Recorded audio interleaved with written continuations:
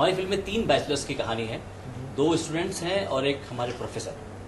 तो तीनों ही बैचलर हैं और तीनों को नहीं मालूम कि इश्क कैसे किया जाए। तो तीनों एक दूसरे को ये रास्ता बताते हैं कि ज़िंदगी में इश्क में कामयाब कैसे हुआ जाए या इश्क में अपनी प्रेमिका को हासिल कैसे किया जाए, इसकी कोशिश तीनों करते हैं। तीनों को नहीं मालूम क्या करना है। सो टीचर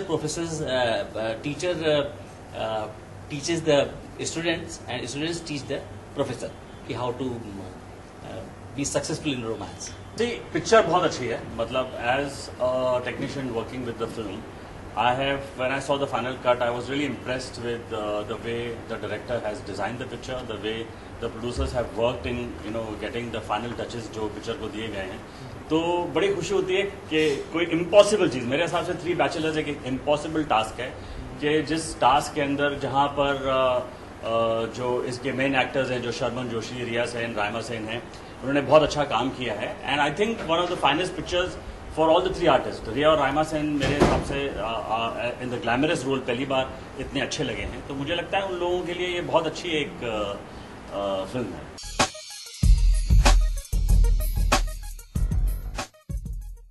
सी 3 बैचलर्स के म्यूजिक के बारे में इतना कह सकता हूँ कि एक तो it's very entertaining and the only challenge which I am facing is that today we are going to compete with today's times, जो आजकल का म्यूजिक जो इतना हाईली प्रोग्राम्ड और हाईली स्ट्रॉन्ग म्यूजिक जिस तरह से बन रहा है।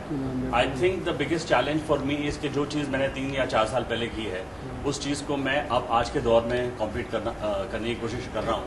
तो I think that is going to be my toughest call. Or I've got a song with Mika, who's a rage now, called Something Something. Then there is one song which is like an out and out item number, जो आजकल बहुत चलते हैं। और एक 2 romantic गाने हैं picture में which are again a little fun loving. So I think out and out it's more of an entertaining album, just like the movie. It's very entertaining.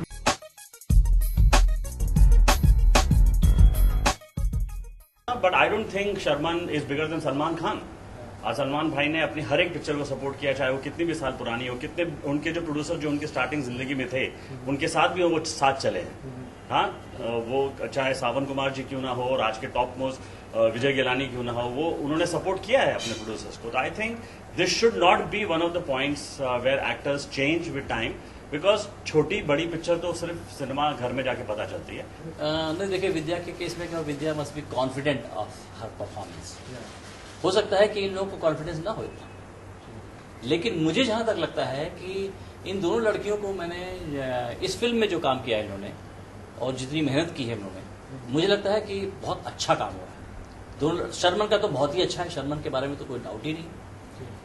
और जो दूसरा लड़का है मनीष नागपाल, उसने भी बराबर की टक्कर दी है। मनोज और हिमानी बहुत अच्छे हैं। दोनों लड़कियां भी अपने हिसाब से बहुत अच्छी हैं।